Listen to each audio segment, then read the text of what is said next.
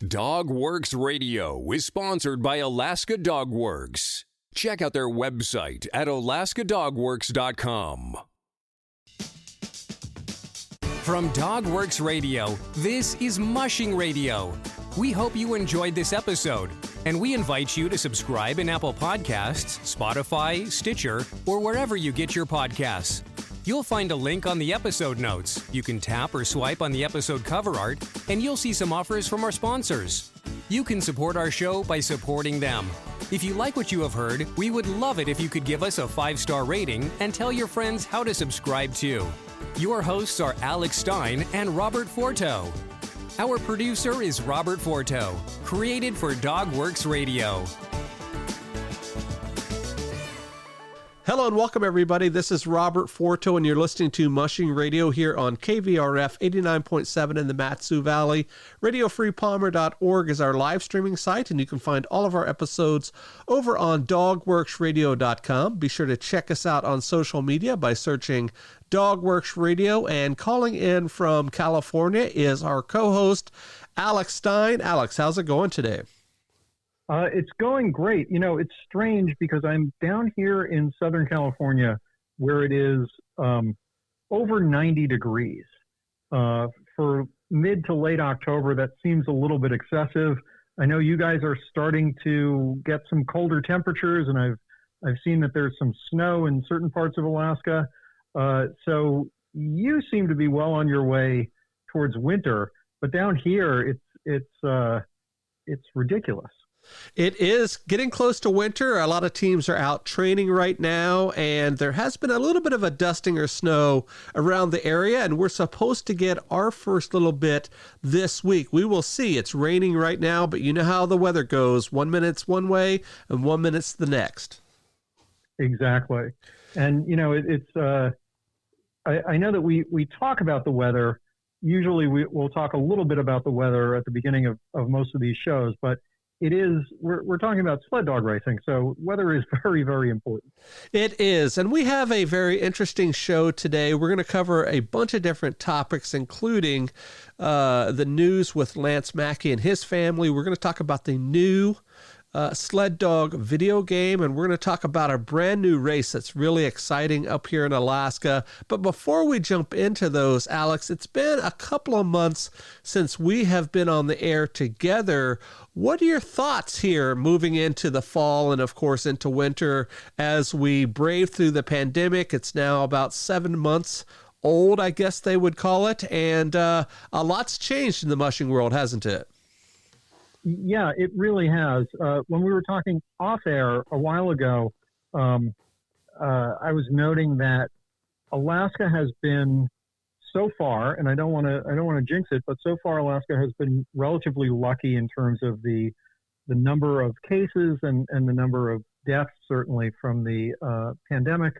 There's been like a big uptick in Alaska in the past week or so, and hopefully that will get under control. I think that what we're going to see around the country in the fall and winter is going to be similar to what we saw in the spring, which is a bunch of outbreaks and hotspots in different parts of the country that will flare up and potentially get pretty bad, and then hopefully get under control.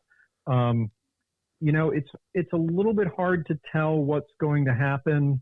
Iditarod is still, as of now, on for March, but that's 5 months away, and a lot can happen in those 5 months. So I am, I always try to at least be hopeful about these things. So I think we'll know a lot more in the next month or two. But I am really, like a lot of people, I'm kind of tired of this. I would like the world to go back to the way it was a year ago. And I think most of us want that. And, I'm hopeful that we will start getting back to that, hopefully early next year.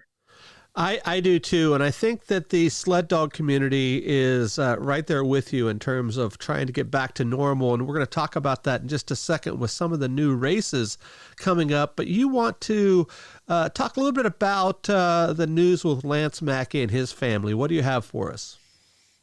Yeah, so this is a very, very sad and tragic story, but as we're taping this, I guess it's about 10 days ago from where we are now. Lance's girlfriend, I don't believe they were married, but his girlfriend and the mother of his two young children, Jeannie, was killed in an ATV accident. Apparently she was out on an ATV, and it flipped and trapped her underneath it, and she was not able to get out and was killed by that. There are a lot of things that we can say about this, but obviously our thoughts go to Lance and to Jeannie and to the kids and their family and friends. As you noted, Lance Mackey is sort of a big touchstone for me in terms of my becoming a big fan of sled dog racing, because Lance was the guy who could do no wrong when I seriously started paying a lot of attention to mushing and to sled dog races. He is just a great competitor, a kind of amazing person when it comes to working with dogs, understanding dogs, and building great dog teams. He's also someone who has had a lot of issues. I mean, he's talked about his early problems with getting in some mild trouble with the law and having throat cancer and being told that he was probably going to die from the throat cancer. He was able to beat that and rebuild his kennel and become a champion. Still the only person who's won the Iditarod 4 years in a row, the only person who's won the Yukon Quest 4 years in a row, the only person who's won both of those in the same year, and he did that twice. So Lance Mackey is clearly like someone who is very, very important in the modern sled dog world. He's also someone who has had his share of problems, of issues, of demons, whatever you want to call it. I think it's fairly well known that he had some addiction problems and was disqualified from the Iditarod last year for testing positive for methamphetamines and went into rehab.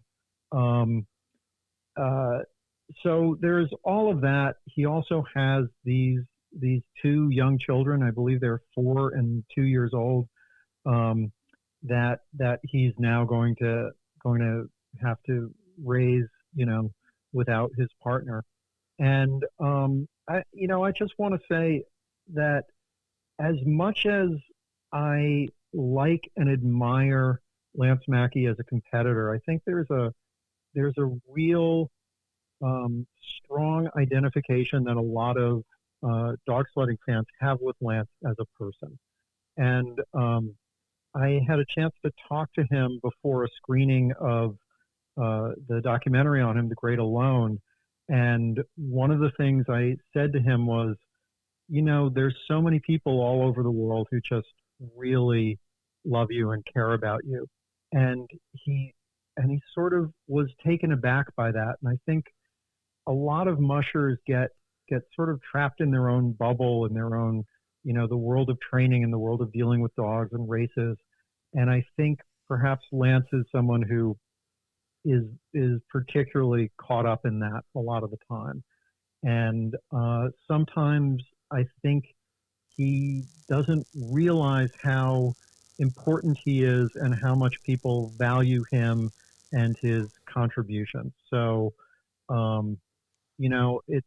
it's just a horrible thing and it's a great tragedy.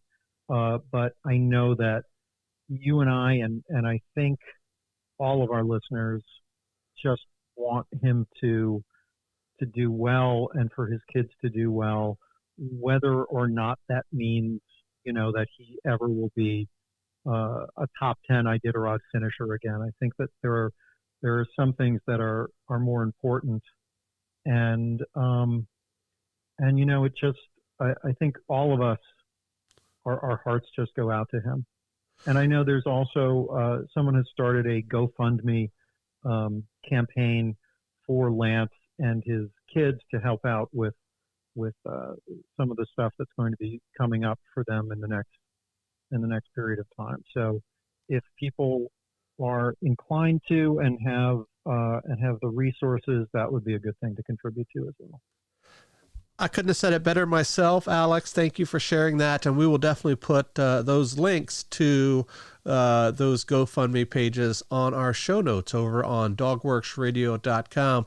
Yeah, you're right. He is one of the most well-known mushers in the sled dog community, not only in distance, but also in the sprint mushing world. And I was just talking to my co-host on our other mushing show, the Dog Driver Show, this morning on our recordings, and he was telling me about how Lance had planned to run the Ferrandi this year and had just made arrangements to get a group of high caliber sled dogs, mushing or sprint sled dogs from Germany, and that was his intention this year. It was not Iditarod. So it's interesting to see how many areas of the mushing world that he really touches. And I think a lot of folks that do listen to this show, his story really resonates with, and they really understand that as well. So let's move on, Alex. We're going to talk about some exciting news in terms of pushing the message of mushing out into the world landscape, and that is with a brand new video game that's coming out in October here, about a week from now, October 22nd, on the Nintendo Switch system and on Windows. It's called The Red Lantern. I know that you and I talked about it when we first heard about it a year or so ago, but I want to play a quick audio clip, and we'll get your and my thoughts about this type of game and what kind of effect it can have. Here we go. Let's go assemble us a team, huh, Chomper?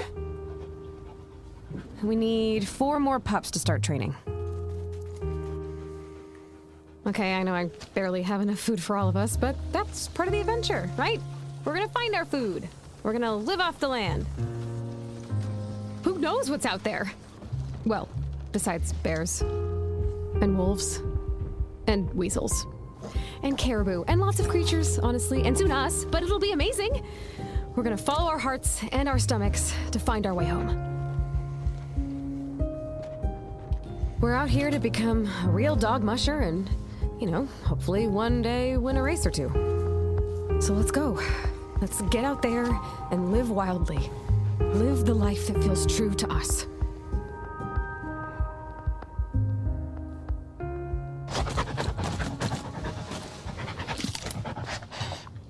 So there you go. It's called The Red Lantern, and it's available on Windows and the Nintendo Switch. Alex, that the little promo there really speaks to everything about mushing, doesn't it? That strive for adventure, changing your life, just everything that it encapsulates is right there in that minute clip, isn't it? Yeah, and it's kind of an adorable clip because it really gives you a sense that there is great adventure ahead and optimism, even with a recognition that there are some real challenges that the musher or the player of the game is going to face. Yeah, and the graphics that go along with it in this sort of preview clip that I received is pretty good for a video game. It shows just about everything that you could possibly see on a dog team. I don't think I've ever seen a bear out there on the trail, but hey, I think it's a good way to promote mushing, especially for the Nintendo crowd, which seems to be a little bit younger than the PlayStation or the Xbox crowd, and I think think this is really going to capture that storytelling imagination, at least in terms of a video game platform that is not available out there anywhere, at least I know of, unless it's a movie. Is that right? Yeah, this is the first mushing video game I'm aware of, and it, it's one of those things where you hear about it and you think, oh yeah, that's obvious. Someone should have done that 5 years ago. But I'm glad they're doing it now. And like we always say, anything that can bring more attention to the positive aspects of mushing and can get people to have a little bit more knowledge about the world of mushing and the world of sled dog, sled dog adventures and sled dog racing is a really good thing. So I'm looking forward to it, and I can't wait until you or one of our listeners actually gets this game and can tell us what it's like to play it. Well, I have ordered the Nintendo Switch. It's new one's coming out at about the same time as the game, and I was hoping to get it in time where we can talk about it here on the show. I'm not a real big video game player myself. I'm in my late 40s, so I'm not that crowd, so to speak, but I think it'll be fun to definitely check it out. So I'm looking forward to talking a little bit more about it as we jump forward. So Alex, let's talk about the races that are coming up. And before we talk about a really exciting brand new race called the Sweeps Sled Dog Race, I want to talk quickly about some of the other news that's happening on some of the other races. The last time you and I spoke, we talked about the Yukon Quest and about the thoughts of it happening this year. And about a week after that, I had the media coordinator on the show to answer some questions, Della Severinson, and she said that at that point they didn't think that the quest was going to go on because of Corona, but they have decided to do an Alaska side race, a 300-mile race that is very similar to the Yukon Quest 300. And it's now called the Summit Quest, and it's gotten quite a bit of interest from a lot of not only mid-distance mushers, but of course folks that usually run the Yukon Quest itself. I know that some other races are already, already in the process of filling up. One really exciting race is the Willow 300 right here in my backyard. They filled up in a matter of a day. They had online and in-person signups at a local restaurant, which is sort of the main sponsor of the race, and they have a full roster of 45 mushers, which is really exciting. And that's an exciting race because it's one of the very few distance races besides, I believe, the Cusco 300 that does a mass start on Willow Lake. So that's always going to be fun as well. And some other races they're talking about kicking off entries as we speak, including the Copper Basin, the Eureka 156, and some of the other races are going to be moving forward as we speak. So I think that that's good news on the COVID or pandemic front. Do you think that they will have to backtrack at all, Alex, or what do you think with all of this enthusiasm moving forward? I think we'll know a lot more. Again, like in a month or two, we'll know a lot more. But I think it's a very good sign.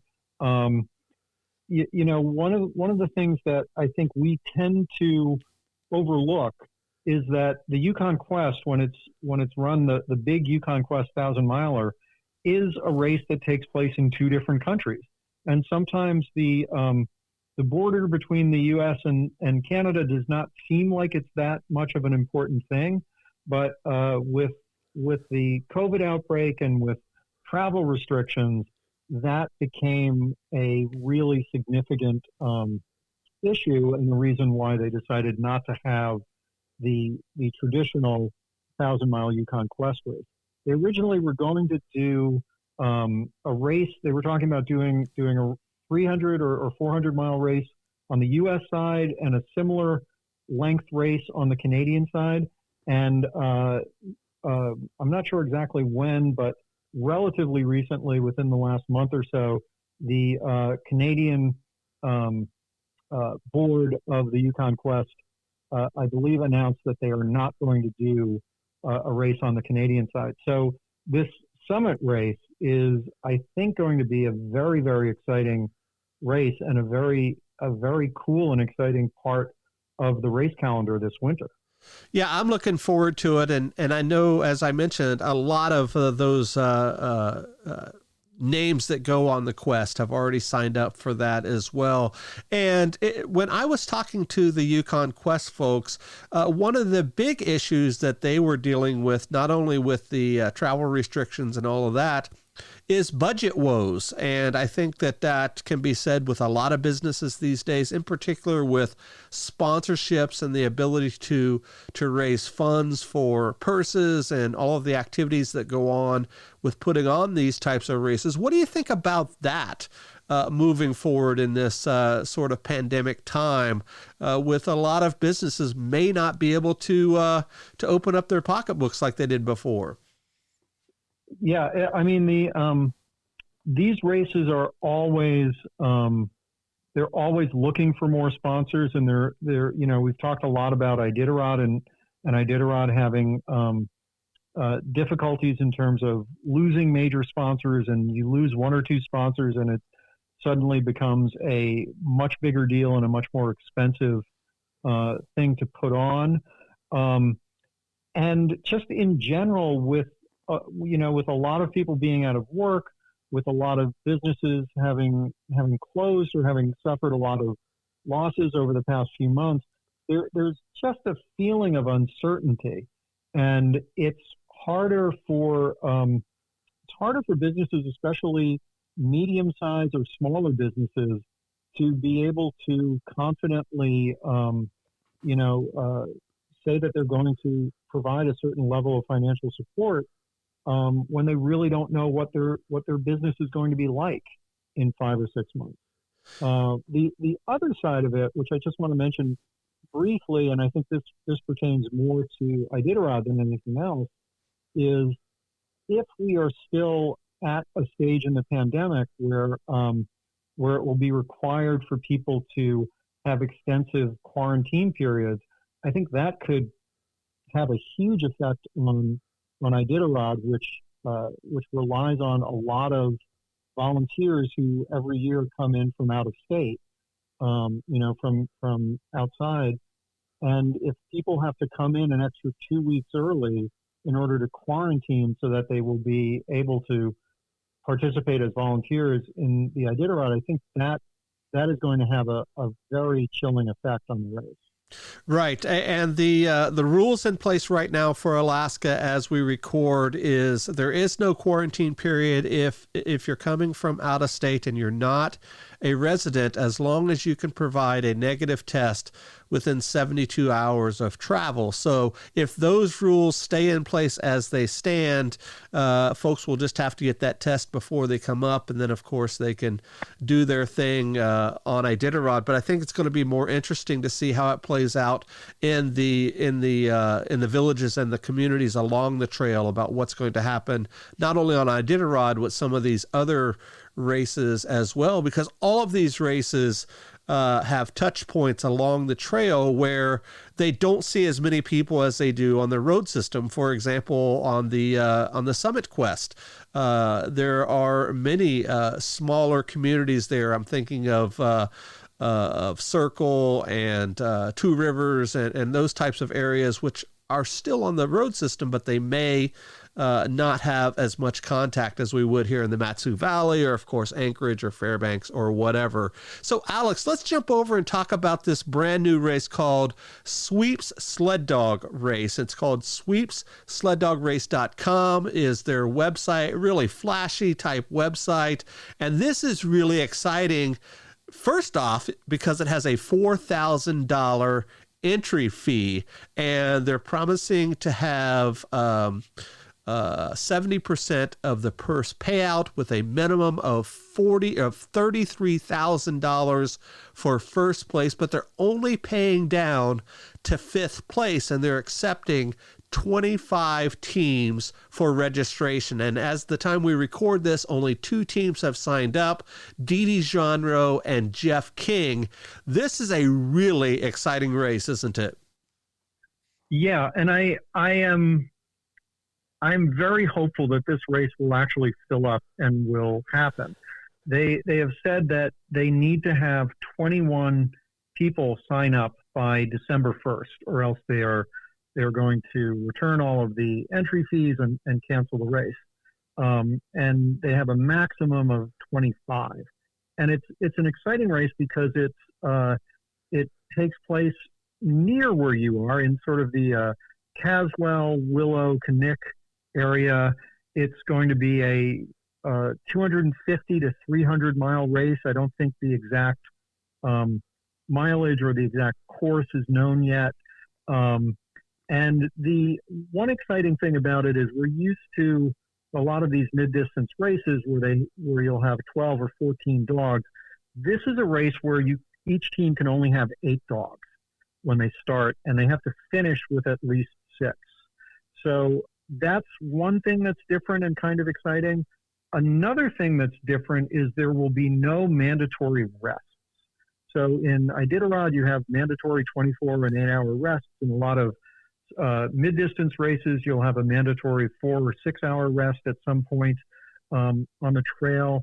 But in this race, they're not going to have any of those rests. There will be 3 checkpoints, and at each checkpoint, there will be what they're calling health checks for the dogs. So they're going to have possibly extensive up to 15-minute health checks for all of the dogs as teams come in. But then there's no obligation to stay in the checkpoint for any period of time. So that's kind of an exciting thing. And obviously, when your first 2 mushers who sign up are Jeff King and Dee Genro, that indicates a real high level of participation. I'm a little bit worried that nobody else has signed up since then, or if they have, we haven't heard about it. But I think very well that when you try to set up and launch a new race for the first time, there are just enormous obstacles that you have to overcome. It's usually easier to continue a race that's been going for a while. But when you're starting a new race, there's all sorts of things that you have to take into account. This is not a race for the faint-hearted. We had mentioned that it has a $4,000 entry fee. That's more expensive than Iditarod this year, and they only pay down to the 5th place. So if you don't have a team that you think can win, there's not a lot of incentive to get you to sign up. I think it's a really interesting format with that 8-dog limit, and you have to finish with 6, and there is no rest, as you mentioned. But what's also interesting is in some of these in between some of these checkpoints is quite a big distance, up to 80 miles. And at that time of year, travel can be pretty precarious. So if you only have 8 dogs, you really have to carry quite a bit of extra food, extra straw, that sort of thing, because just the distance between the two. It's sort of a mishmash between that old school Alaska sweepstakes type race where it was all about the money, and sort of like the Yukon Quest where you're sort of out there on your own, not a lot of handler help or checkpoints to worry about. I think it's potentially the new breed of racing here in Alaska. Yeah, and I think that there's also, assuming the race happens, all of the checkpoints are going to be on the road system. So it should at least be possible for there to be a lot more coverage of this race than there is for a lot of races that we've seen. So that's kind of exciting too.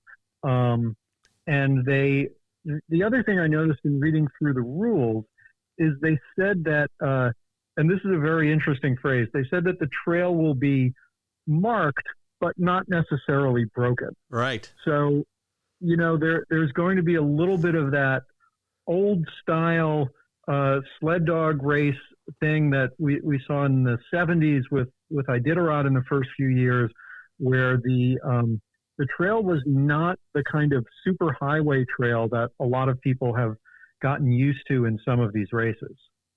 And as a good friend of mine, Dave Shear, says, you can get anywhere you want in the state of Alaska by dog team with a team of 9 good sled dogs. So I think the 8-dog team is definitely possible. That's really changes up the strategy quite a bit. And I know that there was a lot of talk about it when the race information first came out. So before we close, Alex, we see the first 2 mushers here, very well-known names, Jeff King, Dee Dee Genreau, who had retired from Iditarod a couple of years ago, and she's been active sort of in the race marshal role and that sort of thing. She's still very active, but not a participant. And we know that Mitch Seavey is not racing in Iditarod. We know Dallas is. Who else do you think could fill up those spots? Not necessarily the 21, but just the ones that could vie for the money, those top 5.